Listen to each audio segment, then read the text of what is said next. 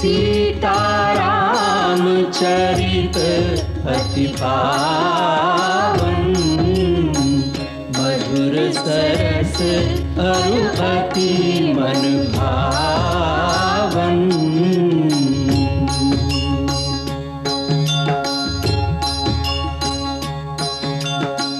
पुनि पुनि कितने हो सुने सुनाए,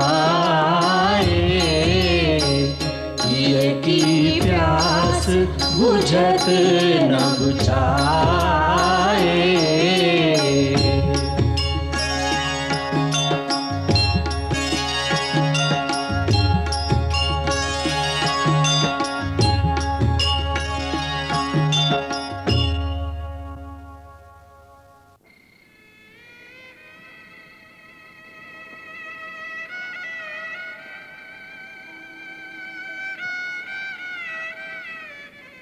गुरुदेव ने कहा है कि वनदेवी से व्यर्थ के प्रश्न नहीं करना, जब वो बात करे तो ही करना। और गौतमी माँ ने कहा है कि इन्हें कभी अकेला नहीं छोड़ना, हर समय इनकी सेवा में रहना। हाँ, नहीं तो क्रोध करके ये अपने लोक चली जाएंगी, हो सकता है। पर सत्यवती, इंद्रलोक से ऊपर कौन सा लोक होता है? क्यों? गुरुदेव ने कहा था ना कि ये इंद्रलोक से भी ऊपर के लोक से आई हैं। ये तो सब गुरुदेव ही जाने। तुमने देखा, जब से आई हैं इन्होंने एक भी बात नहीं की। नहीं, एक बात की थी गौतमी माँ के साथ। हाँ, एक बात की थी। पर मनुष्य इतना चुप कैसे रह सकता है? एक दिन में केवल एक ही बात। यदि मैं इस प्रकार चुप रहूं तो मेरा तो पेट ही फट जाए। बस अब न बोल, जाग जाएंगे।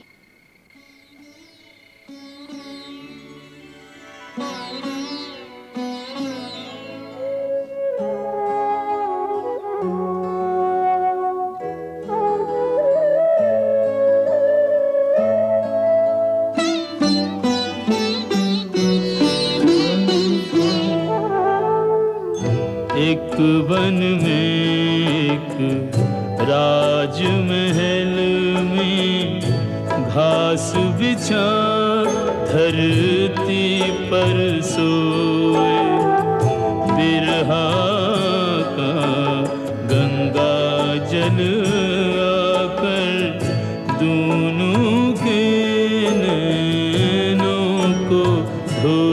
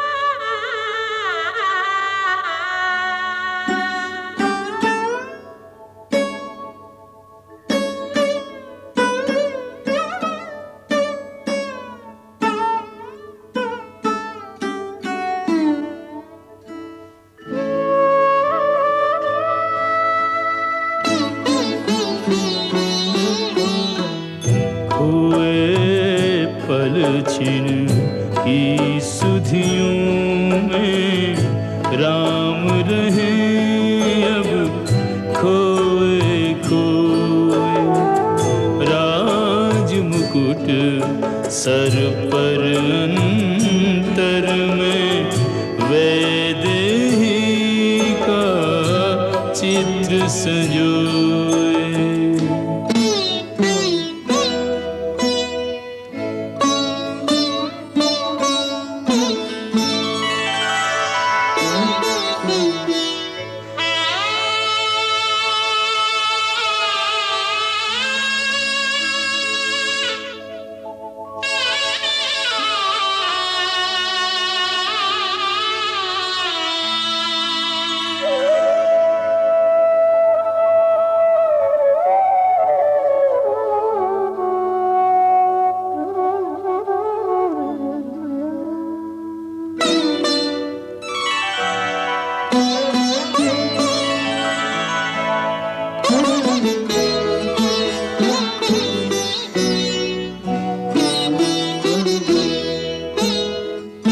राजकाज में लीन यंत्रवत रहते रघुवर, सबकी सुनते सबको देते न्याय बराबर।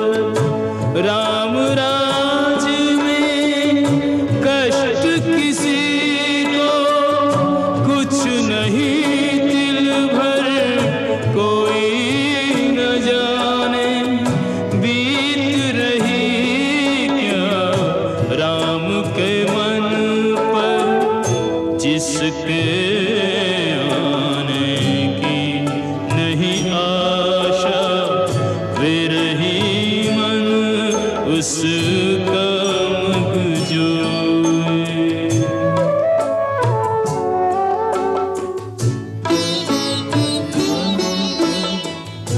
बैरागी का जीवन जीते दोनों को कितने दिन बीते।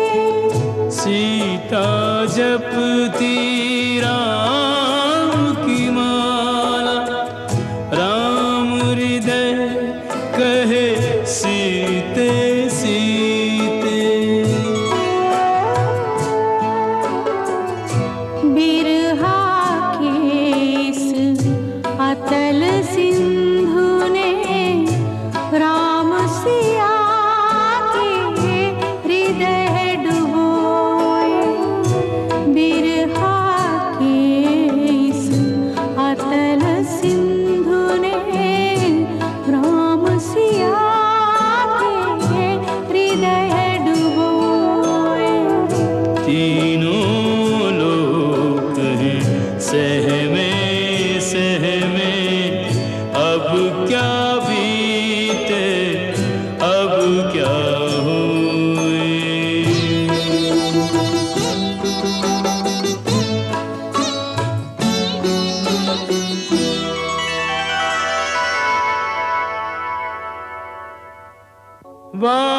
वाल्मीकि चिंतित हुए,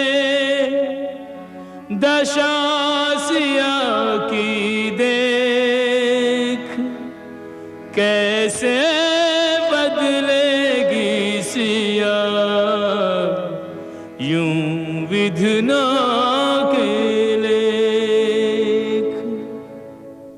कर्तव्य प्रण संकल्प सबके सब यूं ही रह जाएंगे, इस भावना के वेग में त्यों लोक ही बह जाएंगे।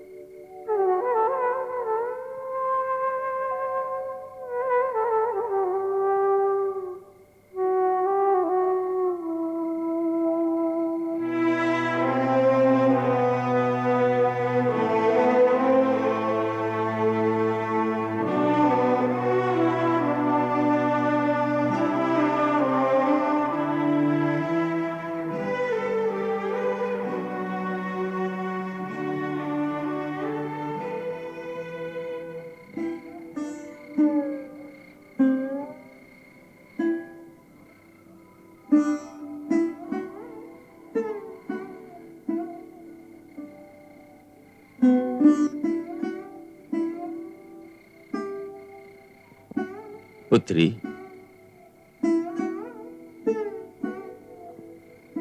किस सोच में डूबी हो?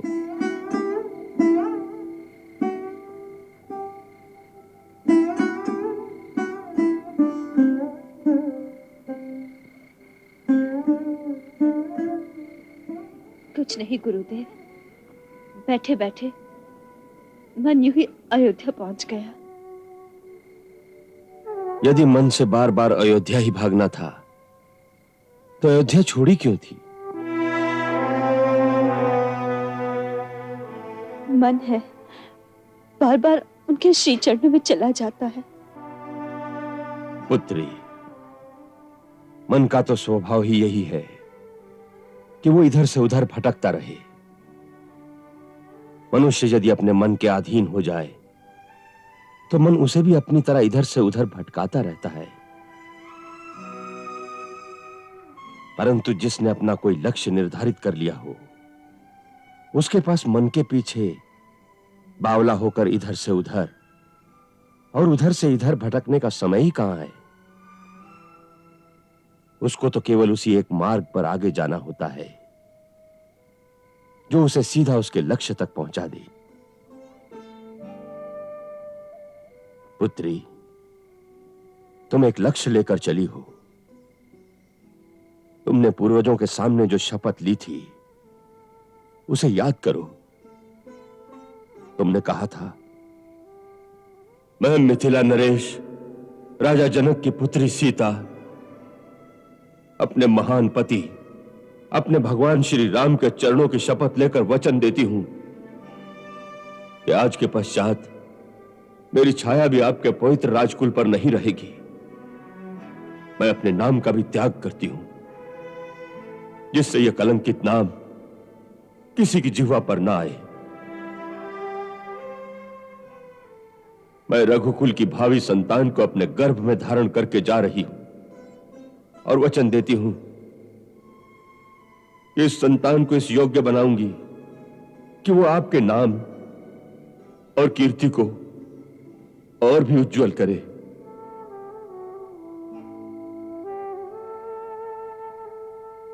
और वीरता के क्षेत्र में अपने पूर्वजों से भी आगे बढ़ जाए।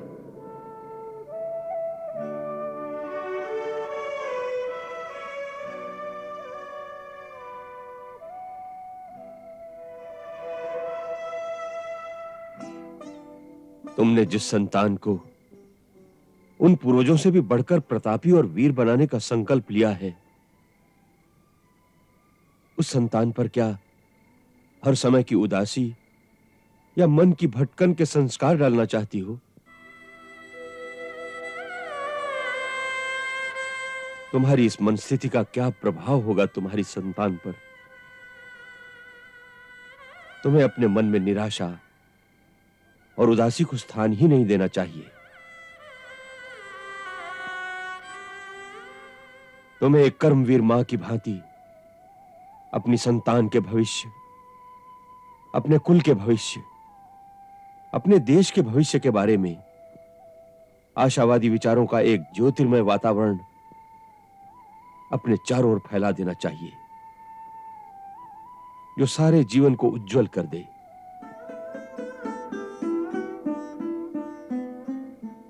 पुत्री, जिन्हें भविष्य का निर्माण करना होता है वो मन के अधीन होकर नहीं चलते, मन को अपने अधीन करके आगे चलते हैं।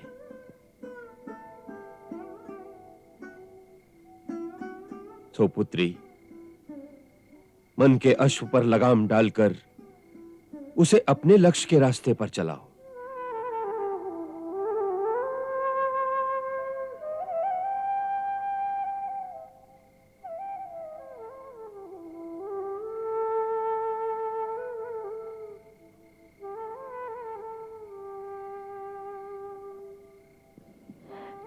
मुझे क्षमा करे भगवान, आपका उपदेश सत्य है, परंतु राघव का वियोग असहनीय है। मुझे अपने से अधिक चिंता उनकी रहती है। मेरे सामने तो एक लक्ष्य है, परंतु उनके सामने तो सारे राजमहल में केवल अंधकार ही अंधकार है। पुत्री, जीवन राजमहल के अंतपुर में ही नहीं समाप्त हो जाता। जीवन बहुत विशाल है। एक राजा के लिए कार्य के क्षेत्र बहुत दूर तक फैले होते हैं। राघव कर्तव्यरत होकर संभल जाएंगे, परंतु यदि तुम नहीं संभलोगी तो वो भी नहीं संभलेंगे।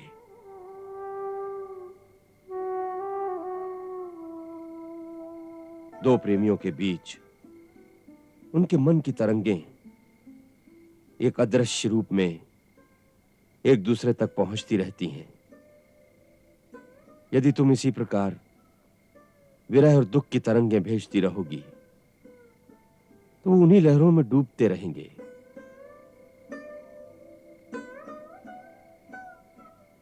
तुम्हें कर्तव्यपरायणता, कर्मवीरता और आशा की ज्योति तरंगें उनकी ओर भेजनी चाहिए, तभी तुम उनकी सच्ची सहायता करोगी।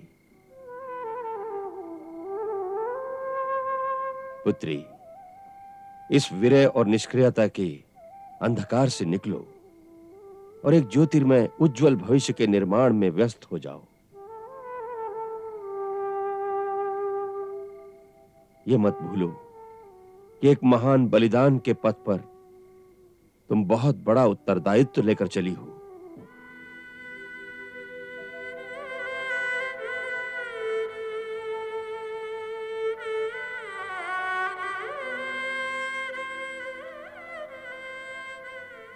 ऐसा लगता है गुरुदेव, जैसे नदी की डोलती लहरों में से निकालकर मुझे स्थिर धरती पे खड़ा कर दिया। आपको शत शत प्रणाम।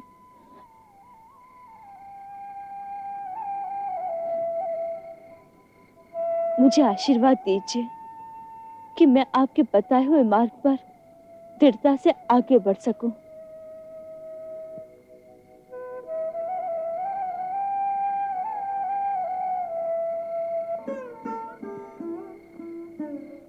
देवी भगवती की शक्ति तुम्हें प्राप्त हो।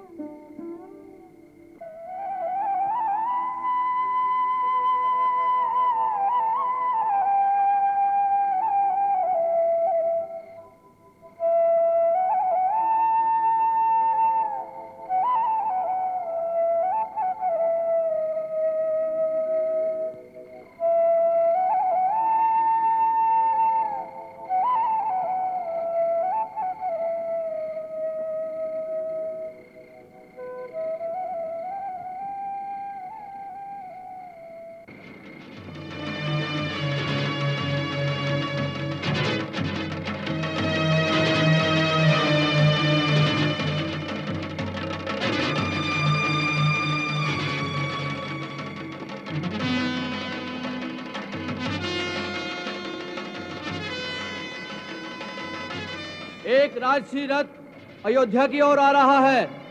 उसके पीछे सेना की एक टुकड़ी है। ध्वजा देखकर बताओ कि रथ किसका है।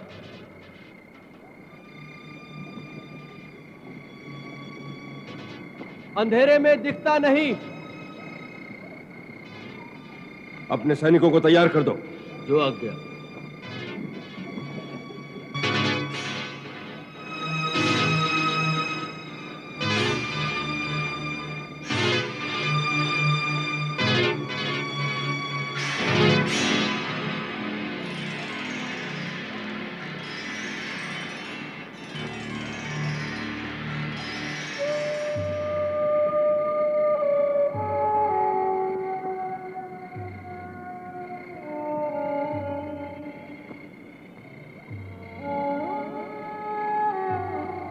मिथिला नरेश महाराज, जनक का रथ अयोध्या के द्वार पर खड़ा है।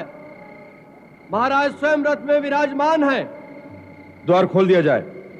द्वार खोल दिया जाए।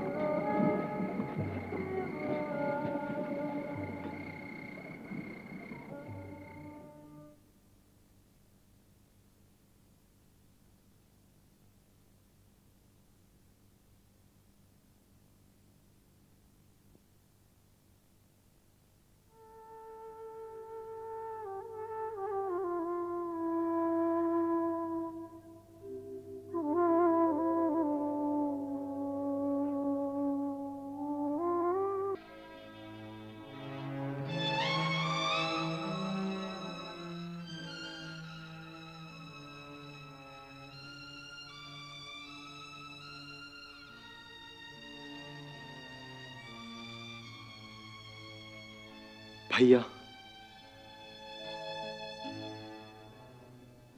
महाराज जनक पधारे हैं। महाराज जनक कहाँ है? राजमहल में प्रवेश कर रहे हैं।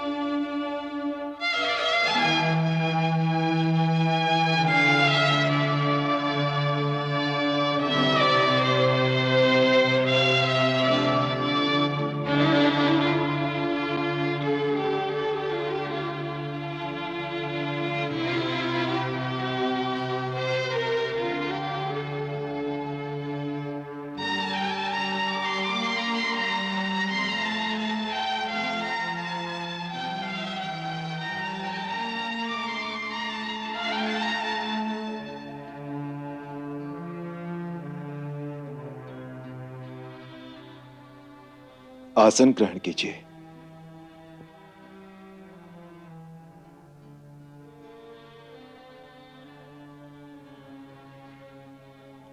अंतःपुर में चलते हैं।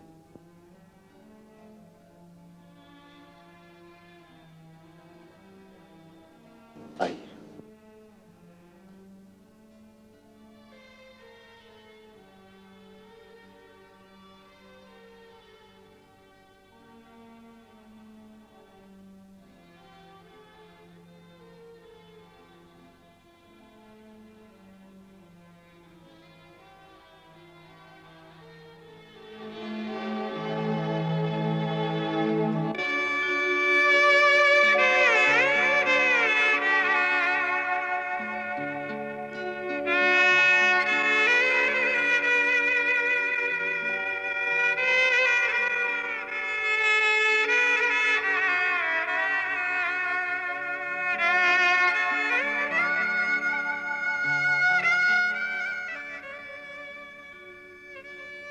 श्याम,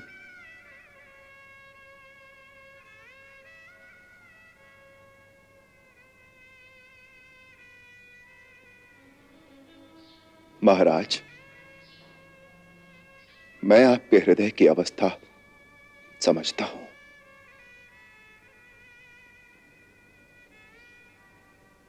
एक दुखिया पुत्री के पिता के मन में जो सैकड़ों प्रश्न उठते हैं, वो इस समय आपके मन में भी उठ रहे होंगे। आप वो सारे प्रश्न मुझसे पूछना भी चाहते होंगे कि मेरी पुत्री के साथ जो घोर अन्याय तुमने किया है, वो किस कारण, उसका दोष क्या था? आप मुझ पर अमानुषी व्यवहार और एक निस्सहाय स्त्री पर अत्याचार का आरोप भी लगाना चाहते होंगे, परंतु एक पुत्री का पिता होने की विवशता ने आपकी जिह्वा पर ताला लगा दिया है और आप चाहते हुए भी कुछ नहीं पूछ पाते।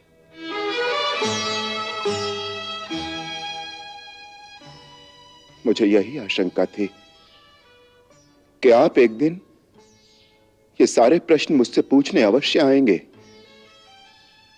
तो मैं क्या उत्तर दूंगा? महाराज, आपके इन समस्त मौन प्रश्नों का मेरे पास एक ही उत्तर है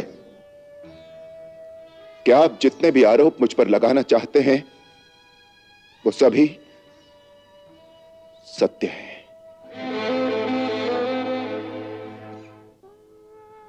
मैं परम दोषी हूं। मैं दोषी हूं आपका, सीता का। मैं अपना दोष स्वीकार करता हूं।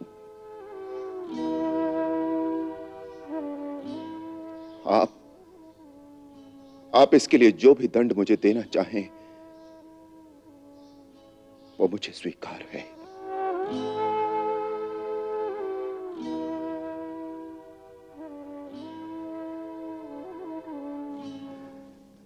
राम, दंड तो स्वयं तुम अपने आप को दे रहे हो। इससे अधिक दंड मैं और क्या दूंगा?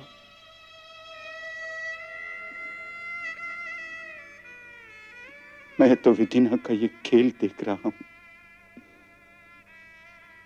कि किस प्रकार एक महामानव उस पाप का दंड भोगता है जो पाप उसने किया ही नहीं।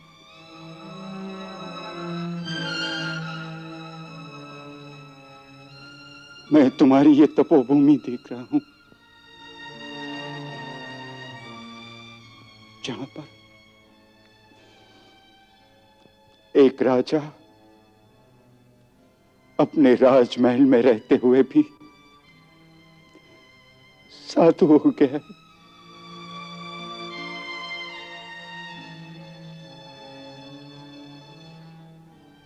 राम, तुम्हारी ये अवस्था से मन में पीड़ा होती है। और जो राजमहल की महारानी होकर निस्सहाय अवस्था में वनों में मारी मारी भटकती फिर रही होगी, उसकी ओर आपका ध्यान नहीं जाता? ये जो तुम सीता को निस्सहाय कह रहे हो, उससे पता चलता है कि तुमने मेरी पुत्री को पहचाना ही नहीं। राम, मेरी पुत्री निसहाय नहीं है, उसका सहायक है उसका धर्म। और जिस स्त्री की रक्षा उसका धर्म करता है वो कभी निसहाय और निर्बल नहीं रह सकती।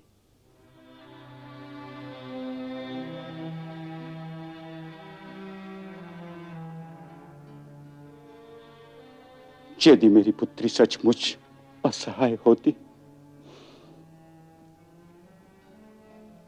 तो उसी दिन उसका पिता उसकी सहायता के लिए आ जाता।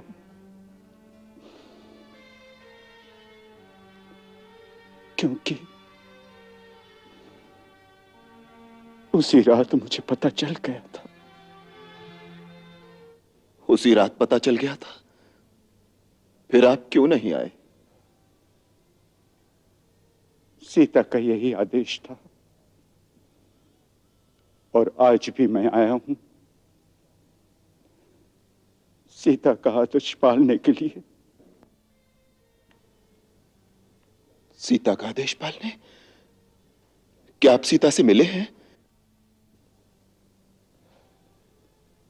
नहीं। फिर आदेश कैसा? जाने से पहले जब उसने त्याग का निर्णय लिया तब अपनी परिचारिका के हाथ उसने मुझे ये पत्रिका भेजी थी। उसमें उसने अपना ये निर्णय और कारणों का पूरा विवरण लिखा था। ये पढ़कर आप उसके निर्णय से कैसे सहमत हो गए? आपने यहां आकर उसका निर्णय बदलने का प्रयास क्यों नहीं किया? तुम्हारे प्रयास क्या कम थे? फिर तुम उसका निर्णय कैसे नहीं बदल सके? तुम कैसे सहमत हो गए? उसने अपने तर्क से मुझे विवश कर दिया। इसी प्रकार उसने मुझे भी परास्त कर दिया। उसके आगे मैं हार गया, परंतु वह इस बलिदान से जहां तुम्हारे कुल का गौरव बढ़ा गई, वहां मेरा सर्व भी गर्व से ऊंचा कर गई।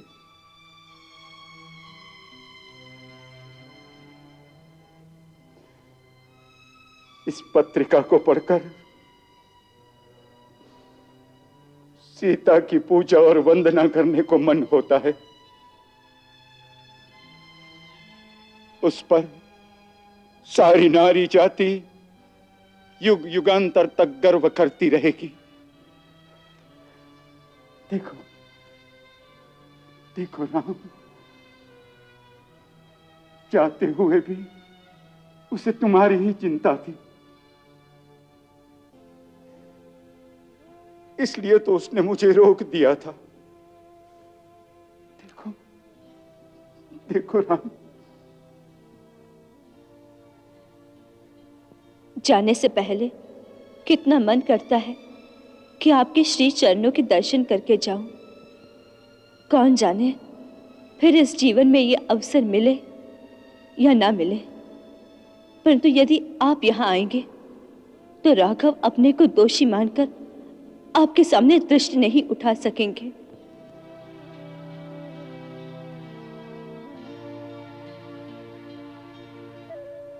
मेरे पति आपके सामने लज्जित हो, ये मैं नहीं सहन कर सकती। इसके लिए आप अयोध्या नहीं आएंगे, उनसे कोई प्रश्न नहीं पूछेंगे। इसके लिए मैं अपनी शपथ आपको देती हूँ।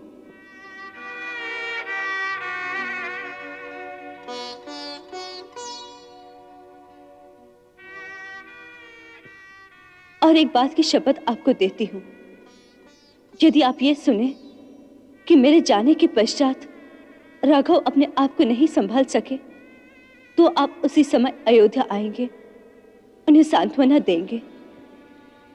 मेरे राम के पास इस समय कोई बड़ा नहीं है, पिताश्री रहे नहीं, माताएं बहुत दूर हैं, बाकी सब छोटे हैं। अपना दुख वो किसे बताएंगे? इस समय उन्हें आपके सहारे की बड़ी आवश्यकता होगी।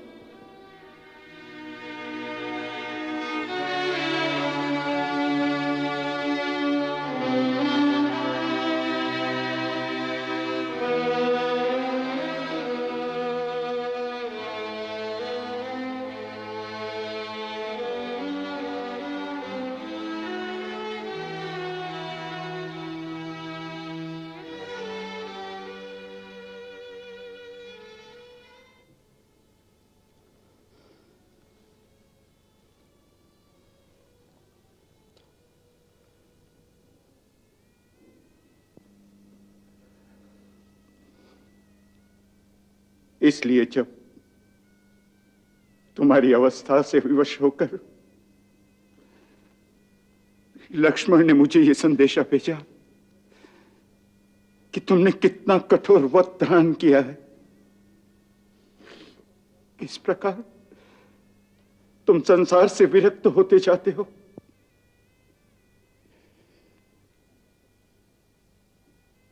तो मुझे आना पड़ा।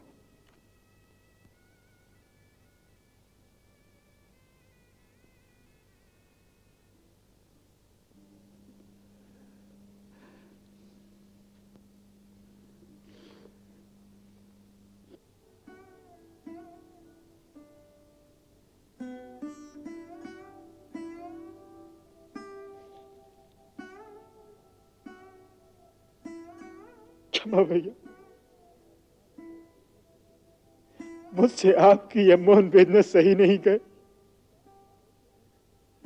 कभी अपने मन की बात तो कहते नहीं, हम सबके सामने केवल मुस्कुराते रहते हो। एक मुस्कान से अश्रुओं की नदी पर बांध बांधा नहीं जाएगा। किनारे टूट जाएंगे, बाढ़ आ जाएगी, सारी अयोध्या डूब जाएगी। फिर क्या होगा? इसी आशंका से भयभीत होकर मैंने महाराज को संदेश भेजा, रघुकुल की नाव मझधार में है, इसे आकर संभालिए।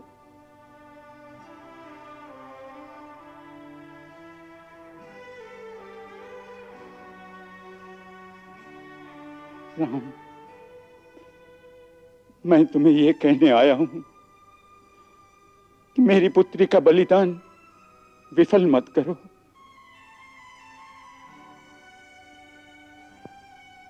उसने इतना बड़ा त्याग किया है तुम्हें आदर्श राजा सिद्ध करने के लिए, जो अपनी प्रजा को सुख दे। तुम दुख को अपना साथी बना लोगे तो दूसरों को क्या सुख दोगे?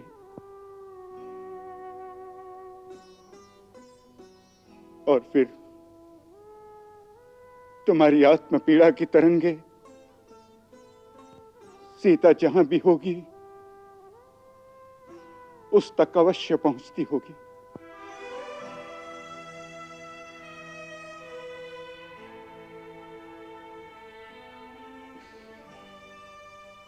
अपनी विवलता से तुम उसे विवल करते रहोगे, क्योंकि पति पत्नी की आत्माएं एक गूढ़ संबंध में एक दूसरे के साथ जुड़ी रहती हैं।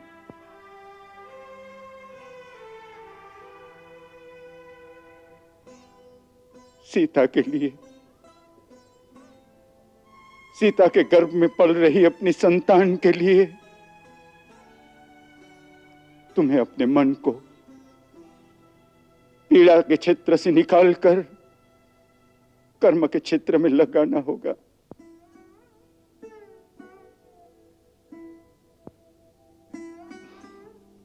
सीता की माता महारानी सुनैना ने भी मुझे तुमसे यही कहने के लिए कहा।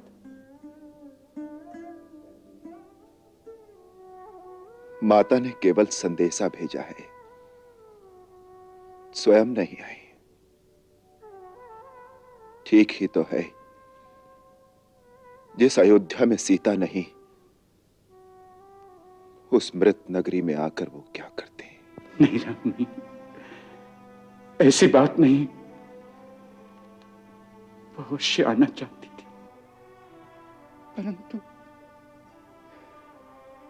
उसका स्वास्थ्य ऐसी अवस्था में है कि वो पलंग से उठ भी नहीं पाते। क्या हुआ माता को? बेटी का दुख। वो मां है ना, मां से अपनी बेटी का दुख सहन नहीं होता।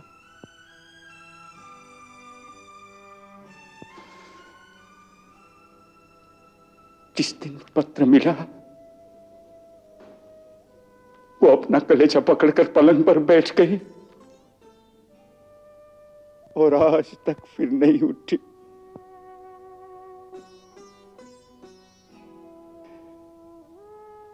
पिता की भांति उसका हृदय कठोर नहीं है,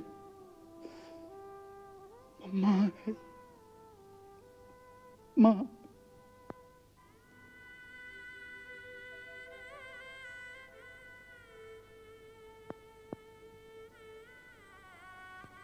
मेरे पापों के फलस्वरूप सभी पीड़ा भुगत रहे हैं। वो मेरे लिए क्या सोचती होंगी? कैसा निर्दयी है राम।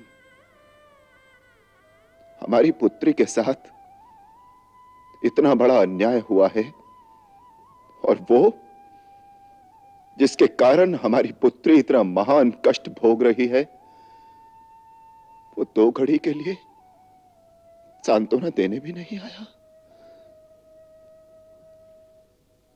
यदि आपकी आज्ञा हो तो मुझे उनकी सेवा में जाना चाहिए।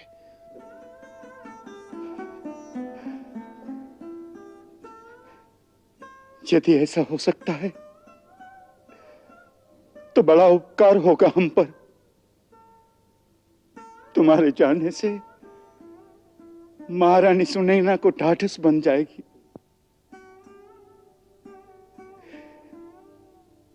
तुम्हें देखते ही शायद वो बच जाए।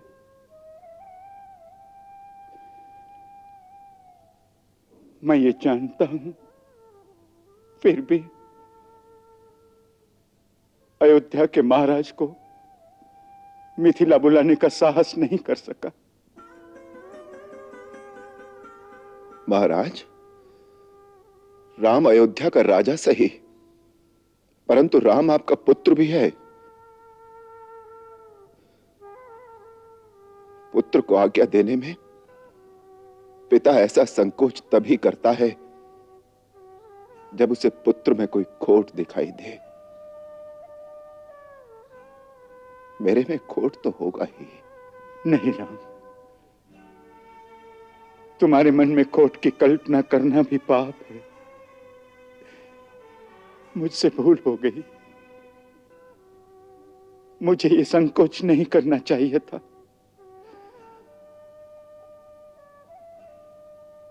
तुम्हारे आने से महारानी सुनैना को जीवन दान मिल जाएगा। अगर हो सके तो मेरे साथ ही चलो पुत्र, मेरे साथ ही चलो।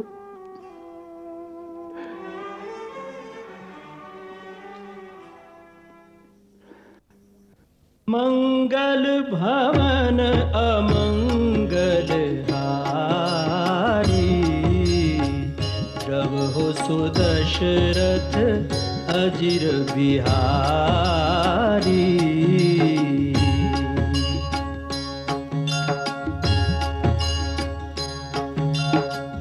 सीताराम चरित अति पावन, मधुर सरस अरु अति मन भावन।